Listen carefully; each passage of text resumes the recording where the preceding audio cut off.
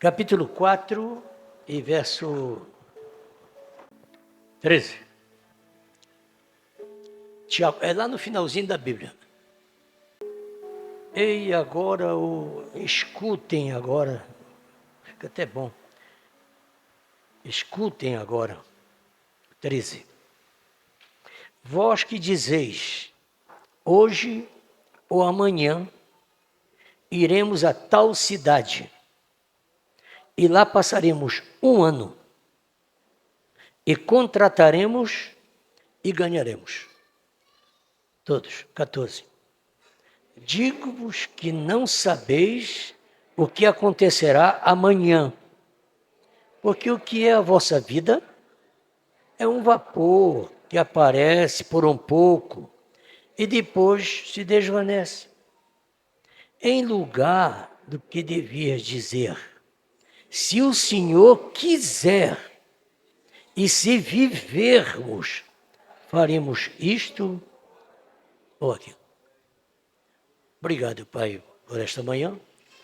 Obrigado por essa escritura e por esse momento de culto. Abençoa teu filho ao proferir esta palavra e os teus servos ao escutá-las. Eu dei tanto um como outros, corações ungidos e atentos, em nome de Jesus. Obrigado, irmão.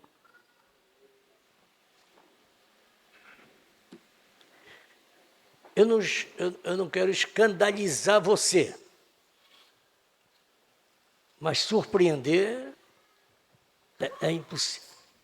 É impossível que não ocorra. Baseado nesse texto, vocês já leram. Se Deus quiser, eu farei se Deus quiser, eu viajarei se Deus quiser, eu comprarei se Deus quiser, eu venderei se Deus quiser, eu casarei se Deus quiser. Inclusive, eu me divorciarei se Deus quiser. Porque a Bíblia diz que o homem pode divorciar-se, mas não diz que a mulher pode. Então, mas de repente ela tem que se divorciar para escapar com a vida. Se não fosse assim, não teria leis. Eu sou do tempo que não havia divórcio. O máximo que se conseguia era um tal de desquite. Agora não, é lei. Você pode se divorciar quantas vezes quiser. Você diz, e continua salvo, se Deus quiser.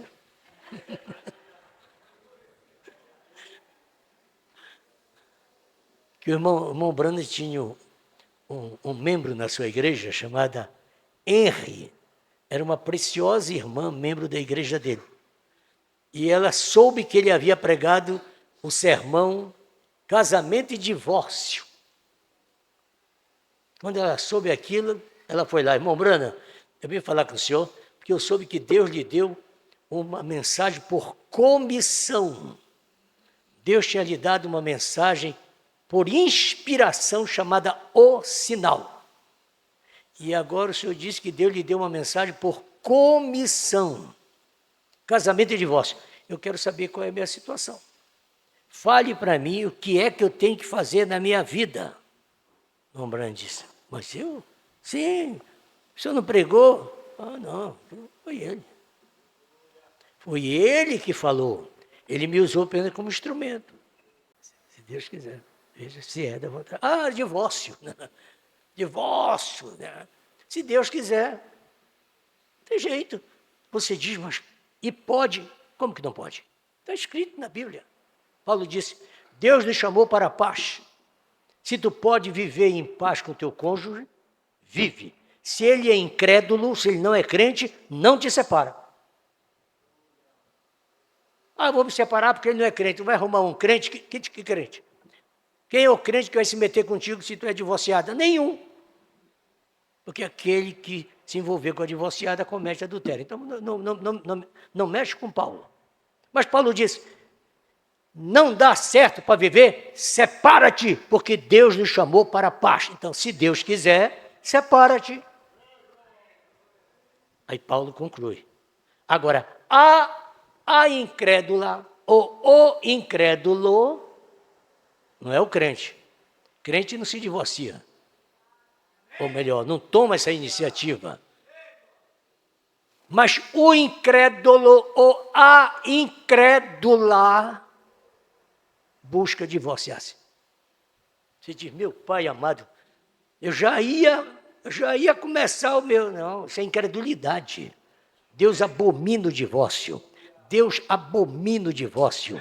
Deus abomina. Para o teu bem. Para o teu bem. Porque se tu te separar, tu vai casar com quem? Com um cachorro? Com um gato? Embora tu dá mais atenção ao gato, né? Tu vai buscar outro homem, e a vida vai pegar um homem que é de outra mulher. Um homem que não é teu. Aí vê a confusão que vai dar. Então, se Deus quiser. Se Deus quiser. Eu viajo, eu caso, eu namoro, eu compro. Se Deus quiser, eu vendo. Tá? Se Deus quiser. Coloca Deus em primeiro lugar. Mas o meu sermão não é nada disso. Meu sermão está baseado nisso aqui. Vontade permissiva e vontade perfeita. É da vontade de Deus que eu vá, que eu viaje, passe um ano lá e negocie e compre, citando Tiago. Falando o que Tiago está dizendo. É a vontade de Deus? O profeta pregou 2 mensagens, entre tantas outras. Fazendo uma obra para Deus e uma outra, fazendo um serviço para Deus. São 2 mensagens distintas, embora elas se cruzam. Em ambas ele chama atenção para você buscar a vontade perfeita de Deus. Se Deus quiser. O que é que Deus quer? Nessas 2 mensagens ele levanta essa questão. Vontade perfeita e vontade permissiva. É em cima disso que eu quero dar 2 palavras de testemunho e trazer meu sermão de 10 minutos. Eu já passei por tantas experiências nesse quadro. Vontade perfeita, vontade permissiva. Algumas amargas. Amargas. Tão amargas que antes de eu entrar em parafuso na porta do inferno, eu sonhei que eu estava me afogando e não conseguia mais respirar. De 5 da manhã, eu estava praticamente acordado. Quando eu fui despertando, que eu olhei para a piscina, para o mar, onde eu estava me afogando, era uma bacia que quase não cabia meus pés. Eu estava com os 2 pés dentro de uma bacia. E estava morrendo afogado. Talvez fosse uma coisa pequena que eu podia controlar, mas estava me matando. Não, eu que estou falando agora. Se eu estava me afogando numa bacia, talvez, com um pouco de cuidado, eu podia ter pulado fora daquela bacia. Mas acontece que eu estava morrendo. Logo depois eu descobri que eu estava envolto numa questão que não era nem a vontade permissiva de Deus. Não era nem a vontade permissiva. Vontade permissiva e vontade perfeita. Naquela minha situação, não era nenhuma das duas. Era uma outra situação bem diabólica. Daquilo que vem rápido, de repente. Eu vou perguntar para pastor, tudo tem que perguntar para pastor. Tudo é pastor, pastor, pastor, pastor. Eu posso namorar, eu posso comprar, eu posso casar. A melhor coisa que você faz para o pastor é não perguntar coisa nenhuma mesmo. Vai e faça. Então, se você procura o pastor, você está procurando Deus. Você não está procurando um homem, você está procurando um advogado. Aí pergunta para o pastor e vai perguntar para o advogado. Pergunta para o pastor e vai perguntar para o delegado. Não. Você procura o pastor como um sacerdote. Pelo ofício que ele tem. Pois está entre você e Deus. Não no espírito católico, mas você tem revelação disso. Deus trabalha através dele para o aperfeiçoamento do santo. Deus não disse que você se aperfeiçoa sem tratar nada com o pastor. Ele diz que você trata com o pastor porque ele tem o ofício para o aperfeiçoamento dos santos. Aquilo é para te aperfeiçoar. É para mostrar o teu caminho. Mas se você não confia naquele pastor, procura outro. Toda pessoa deve ter o seu pastor. Você não é obrigado a ficar numa congregação que você não confia no homem. Ele é um homem. Então, eu já tive muitas experiências amargas. E outras, nem tanto. Mas todas elas fora da vontade de Deus. Mas também já tive alguma experiência na vontade perfeita de Deus. O que é que eu quero colocar para vocês? O irmão Branham diz assim: eu gosto de ir ao campo evangelizar, eu gosto de sair e saio de toda maneira. Eu gosto e vou de qualquer maneira. Eu não vou ficar durante o verão aqui sacrificando a minha cama por preguiça de sair para evangelizar. Eu vou de todas as formas. Se Deus me mandar, eu vou. Se Deus não me mandar, eu vou também. Tá certo. Se Deus quiser, eu vou. Se Deus não quiser, eu vou também. Pronto. Eu não vou ficar furado aqui. Aqui nós chamamos furar a rede. Furando a rede, relaxado. Eu não sinto nada. Começou a trovejar, não estou sentindo nada. Tu não sente nada mesmo. Tu está morto. Tu está morto. Eu já trabalhei com morto. Já embalsamei muitas pessoas mortas. Ainda fazia teste para ver se estava morto, com éter. 5 cc de éter para ver se ela estava morta mesmo. Se ela tremesse, calma aí, ainda tem alguma coisa aí para purgar ainda. Não tremeu mais, então vamos trabalhar agora no processo de embalsamar. Era a minha especialidade, uma delas. Eu trabalhava em clínica cirúrgica. Pois bem, eu vou. Mas se Deus não me mandar, eu vou ficar fazendo o que em casa? É isso que ele quer dizer. Ah, não me escalaram para pregar em nenhuma congregação. Tu é malandro, não é, amizade? Ou amizade, tu é muito saliente, presunçoso, petulante. Tem que avisar antes. Prepare-se que hoje, domingo, vocês vão receber o homem de Deus. Desde já, comece a arrepiar que ele vem. Aí sim, você está revelado e vai mesmo. Lá, só para ficar na porta, em pé. Nunca me deixaram ir para o púlpito, só para ficar em pé, porque não me colocam lá no púlpito. É só o Daniel, só Daniel. Um dia está de óculos preto, um dia está de óculos escuros. Por que só Daniel? E eu não tenho chance para nada. O profeta disse, eu vou de qualquer forma. Agora, me agrada ir quando Deus me manda. Aí eu tenho mais segurança. Eu vou de qualquer forma. Eu não vou ficar parado. Eu vou cumprir meu dever de cristão. Se eu não pregar, eu canto. Se eu não cantar, eu bato palma. É? Legal?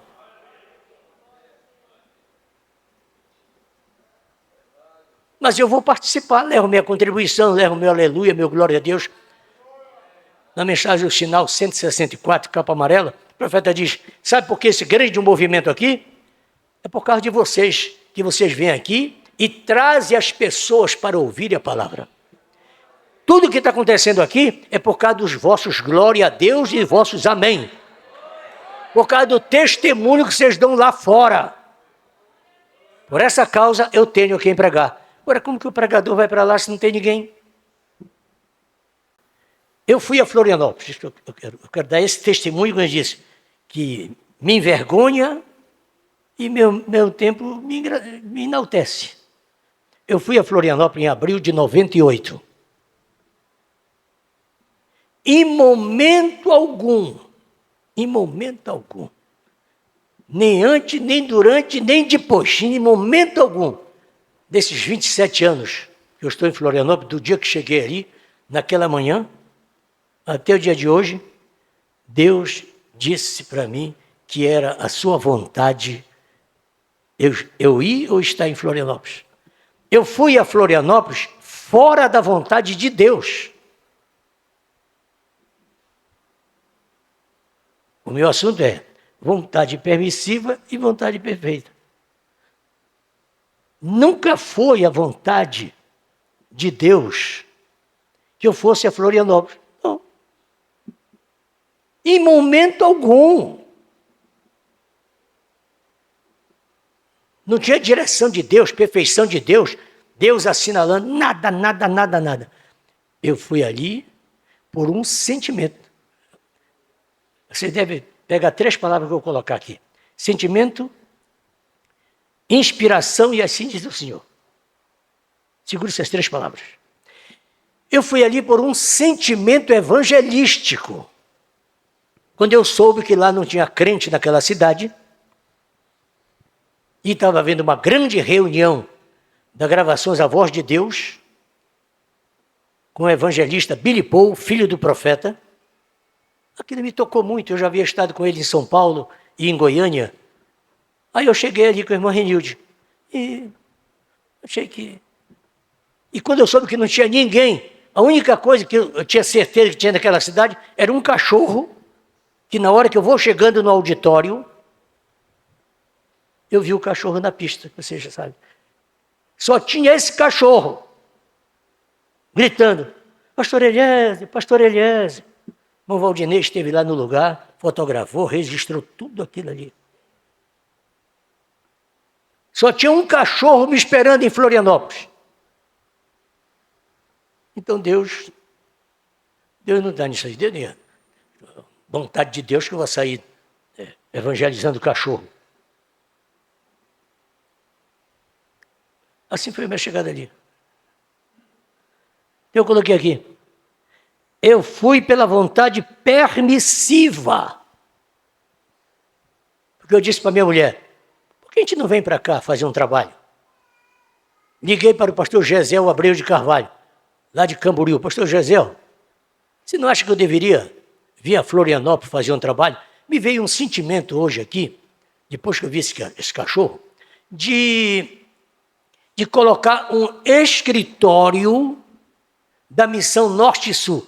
Um escritório. Não foi congregação. Hoje nós temos 12 igrejas com seus respectivos pastores. Éramos 13. Pedro Martins Vicente, que faleceu sexta-feira passada, nós já éramos 13. Na viagem passada eu cheguei lá, nós éramos 11. Na minha estada passada surgiram mais 2, com suas igrejas.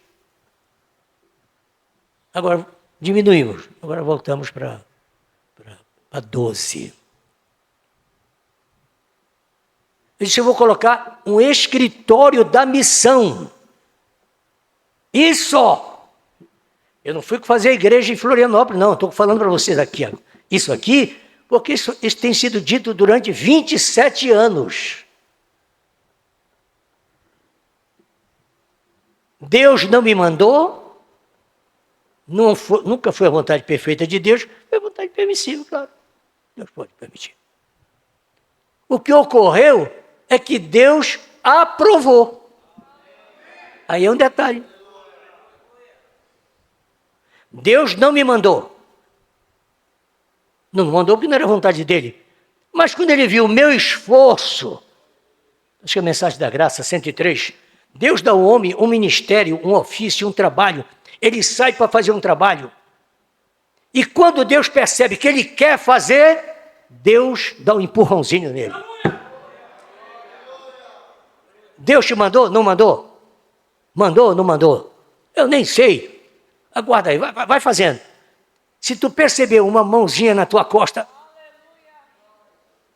e você diz, tem sentido você perceber Deus colocar a mão na sua costa? Eu sou um pregador da mensagem. O irmão Brana estava na África, e um irmão chegou com ele e disse, irmão Brana, eu estava no estado terminal, morrendo mesmo, não tinha mais nada para mim. Eu senti um fogo na minha costa. Uma mão veio, tocou na minha costa e acho que devorou tudo, queimou tudo. O pulmão está zerinho agora, está tudo certo. O que foi isso, irmão Brana? Ele disse, vem cá, irmão Diácono. Aí chamou o irmão Basta.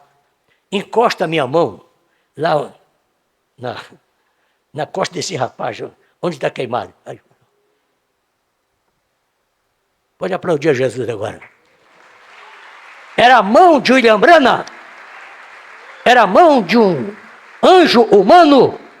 Era a mão do pregador? Então, quando o pregador estiver falando, você fica de olho nele. E se Deus tiver que falar alguma coisa para você, não vai ser ao lado da tua colega de banco.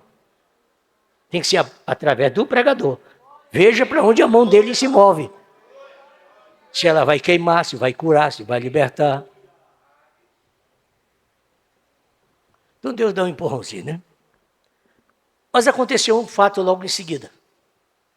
E lá eu fui para a África, etc. E voltei a Florianópolis. Aí aconteceu uma outra experiência. Eu fui fora da vontade de Deus.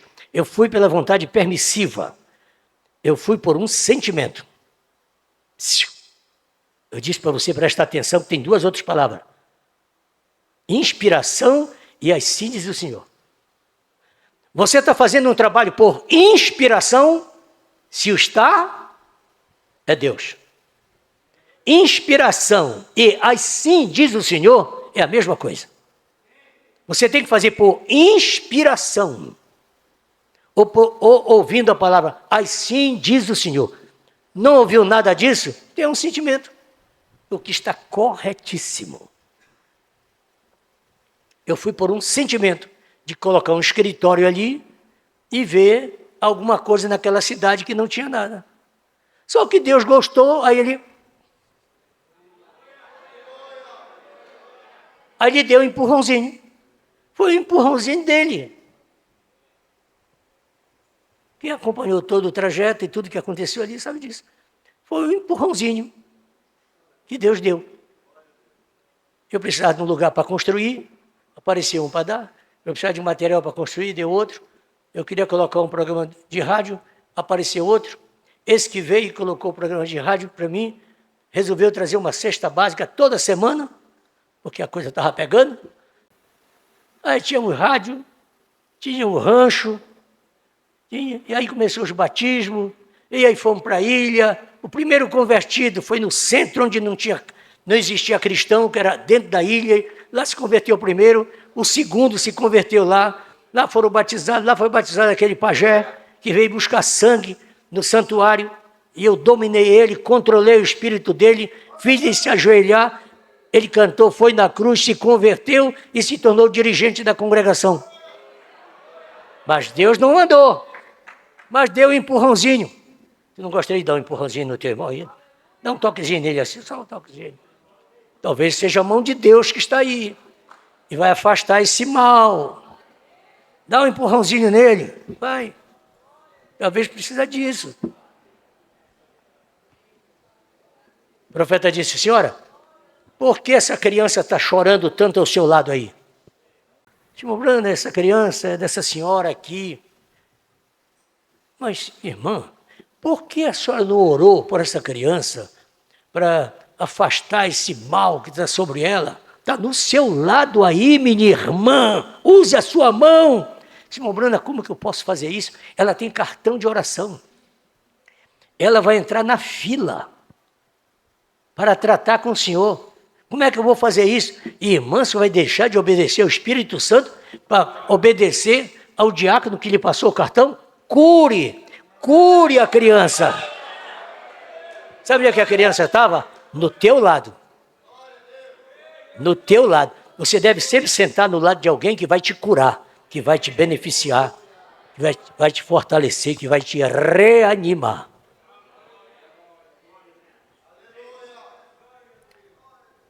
Mas, estou falando de Florianópolis. Aí veio a segunda decepção. Eu voltei da África, quando cheguei no Brasil, descobri, tomei conhecimento que o trabalho aqui em Belém estava sofrendo muito, com muita dificuldade. Aqui, alguns obreiros não queriam apoiar o pastor Gesiel, e então eu precisava. Eu vinha sempre aqui, periodicamente eu vinha. Só que agora a coisa se agravou muito, muito. E a nossa igreja era aqui no lado, não tinha esse prédio. No início de novembro, houve um levante aqui no Pará, no ministério. Alguns obreiros do Centro-Oeste influenciaram os nossos pastores aqui no Pará para fazer uma divisão. E com essa divisão, excluírem sumariamente a minha presença aqui, já que eu não voltava mais da África. Aqui em Belém, todos sabiam que eu não voltava mais. E quem admitia que eu podia voltar, sabia que eu ficaria em Florianópolis. Então o ministério se dividiu e eu não consultei o senhor. Eu estava em Chapecó, a 600 quilômetros da serra, quando tomei conhecimento desse alvoroço. Eu estava com 4 dias que tinha chegado da África. Voltei a Florianópolis e parti para Belém. Quando eu cheguei aqui em Belém, 15 de novembro, tinha 2 ônibus aqui na frente da igreja para levar os obreiros para uma cidade aqui do sul do Pará, onde ia ser estabelecido o novo bispo e o novo pastor de Belém, e etc, etc, etc. E eu não consultei o senhor, puxei a espada e parti para a briga e não voltei mais a Florianópolis. O senhor não mandou eu voltar. Ele não disse para mim, eu espero que você esteja acompanhando o raciocínio. Ele não disse para mim. Mas gostou do meu serviço, aprovou. E quando eu voltei, ele não disse para mim voltar. E o agravante, ele não aprovou a minha volta a Belém. Ele não aprovou. Eu fiquei trabalhando no braço, passando as maiores lutas e vergonhas, sem o auxílio de Deus. Eu fiquei sem auxílio. Eu orava, jejuava. Tu devia ter perguntado para mim lá em Florianópolis se tu podia voltar. Deus não aprovou. Estou falando que a maioria aqui esteve comigo naquelas horas de 2001, 2002, 2003, 2005, sabe, a luta que tivemos. Mas no braço eu lutei. Apanhava para esse cachorro velho. Tinha que estar comprando esse terreno no lado, esse terreno, tinha que estar comprando terreno, e não podia comprar o terreno porque o dinheiro não dava. O dinheiro não dava para pagar o aluguel. Naquelas horas era R$2.000, seria mais ou menos R$8.000 hoje, de aluguel desse terreno aqui, esse terreno.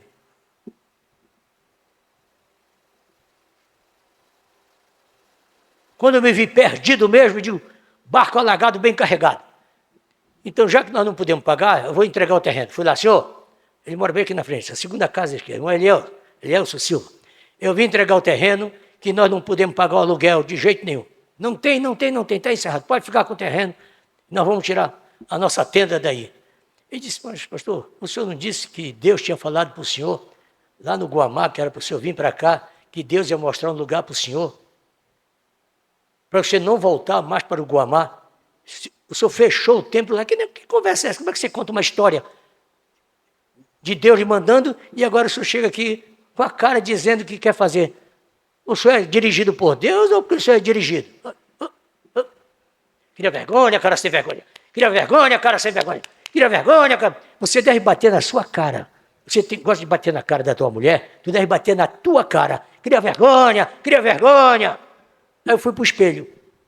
Eu já tinha essa receita dada pelo evangelista Joel da Silva Bronze. Nunca bata no seu irmão, ao contrário. Se ele bater num lado, você dá outro. Mas crie vergonha.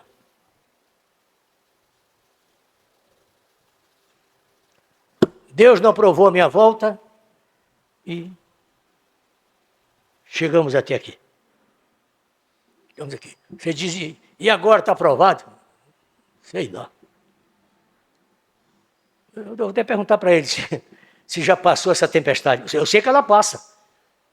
Tem um hino que eu estou compondo, eu e o baixo, que diz assim, esta tempestade vai passar, ela não veio para ficar. Já tem o seu dia marcado. Deus destinou até a hora, ela vai ter que ir embora. O momento é chegado. Assim como as ondas têm limite, chegam na praia e desistem, essa luta vai ter fim. A hora chegou, Deus determinou, já chegou o tempo de sorrir. Levante a cabeça nessa hora, erga a mão no céu pra agradecer. Tome posse da sua vitória. Sinta Deus agir em seu viver. Cante para o mundo inteiro ouvir. Porque Deus não erra sua mão. Chegou o momento de sorrir. Mostre ao mundo quanto Deus é bom.